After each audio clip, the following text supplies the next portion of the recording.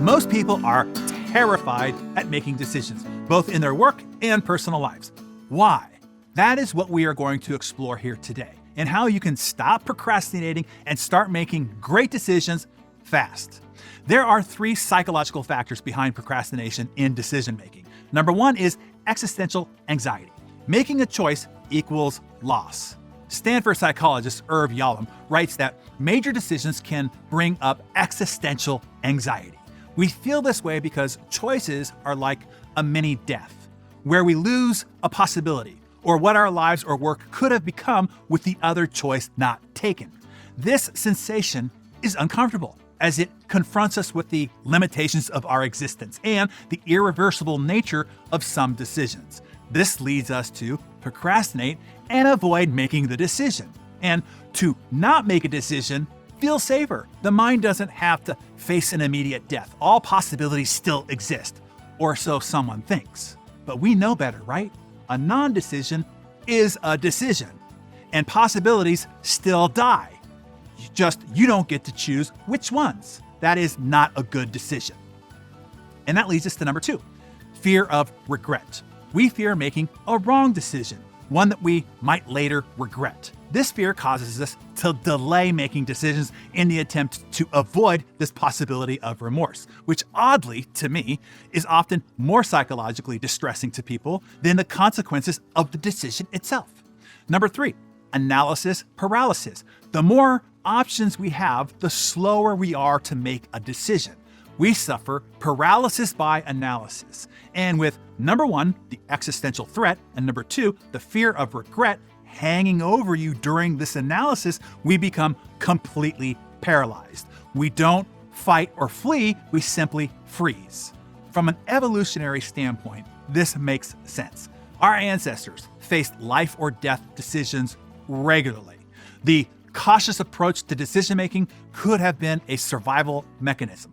Quick, impulsive decisions in a dangerous environment could lead to fatal outcomes. So a tendency to delay and thoroughly consider your options could have been advantageous. But the opposite is true in our modern times. The pace of change has sped up radically. The demand to adapt to these changes has sped up radically. Your rate of decision-making needs to speed up with it, and radically. The biggest block that we have with making decisions are a set of mental distortions that we have. So let's walk through several of these mental distortions and how you can break them.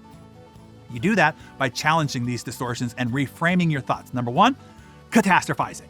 Here's an example. If this new product launch fails, it will ruin our company's reputation and lead to our downfall. Here's how you challenge it. Ask, what evidence do I have that a single product failure will ruin the entire company? Then reframe it. While a product launch is significant, our company's success is not solely dependent on this one event. We've overcome challenges before and can learn from any outcome. Number 2, overgeneralization. Here's an example. Our last marketing campaign didn't meet expectations. I'm just not good at marketing. Here's how you challenge it. Separate the belief that one event defines overall ability. Does this one less successful campaign truly mean I'm bad at marketing, or are there other factors to consider? Then reframe it. Not every campaign will be a hit, and that's okay. Each experience is an opportunity to learn and to improve. And the third thought distortion is black and white thinking. Here's an example. If I don't work 14-hour days, I'm not doing enough to make my business successful. Here's how you challenge it. Consider the validity of extreme thinking. Is it really true that success only comes from extreme work hours? Are there examples of successful leaders who maintain a balanced approach? And then reframe it. Quality of work often trumps quantity, and taking care of my well-being is crucial for our long-term success. And then number 4, jumping to conclusions. Here's an example. The client didn't immediately respond to the proposal. They probably didn't like it and won't accept it. Challenge it. Question the certainty of the conclusion. Do I have definitive evidence that the client's delayed response is negative? Could there be other reasons for the delay? And then reframe.